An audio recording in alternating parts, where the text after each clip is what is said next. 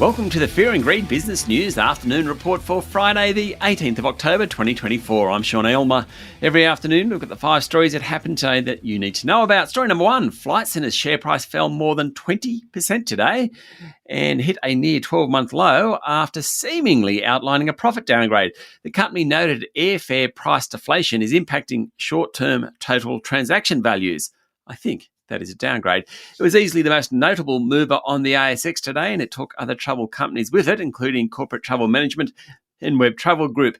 Among the large caps, it was the iron ore miners, BHP and Fortescue, that led the way down. That was on the back of lower iron ore prices. By the end of the day, the S&P ASX 200 finished down nearly 1% to 8,283 points for the week. It closed up 0.8%, having hit a new record high. Story number 2, Federal Treasurer Jim Chalmers came out fighting against claims from the opposition's employment spokesperson Michaelia Cash that the only reason the labour market is doing so well is public sector jobs. 70% of newly created jobs are in government-funded industries such as health and aged care.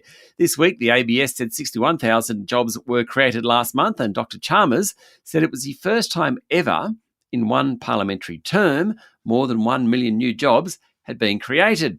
Today, he rejected the notion that it's only a real job if it's not in the care economy. He said he wants to see more jobs created in the private sector, but care economy jobs are real jobs. Story number 3, Regal Funds Management is one of the favoured wealth managers around the place at the moment, but not in Korea. That country's financial regulator has indicted Regal and one of its former employees over breaches of the nation's short selling laws.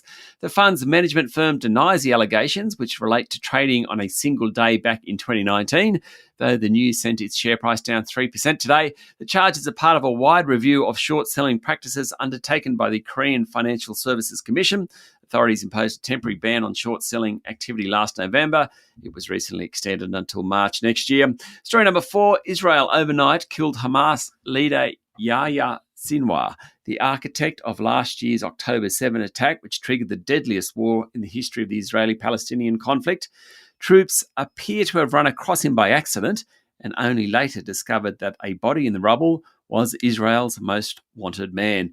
It's a severe blow to the Palestinian militant group and a symbolic victory to Israeli Prime Minister Benjamin Netanyahu.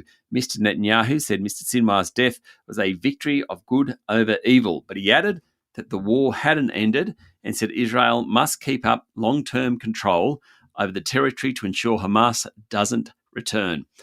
US President Joe Biden said the death was a good day for the world, calling it an opportunity to free the hostages and end the year-long war in Gaza.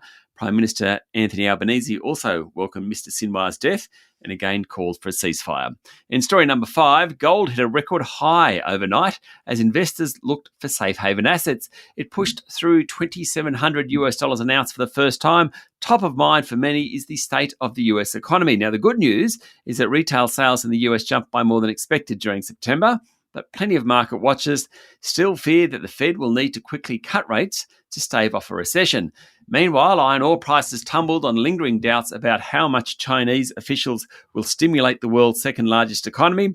They came as the Chinese growth figures were released. It showed that the world's second largest economy expanded by 4.6% over the past year, slightly better than forecasters expected, but it's still below Beijing's 5% goal. That's it for the afternoon report for Friday, the 18th of October, 2024. Don't forget to hit follow on the podcast and find Fear and Greed on LinkedIn, Instagram, X, TikTok, and Facebook.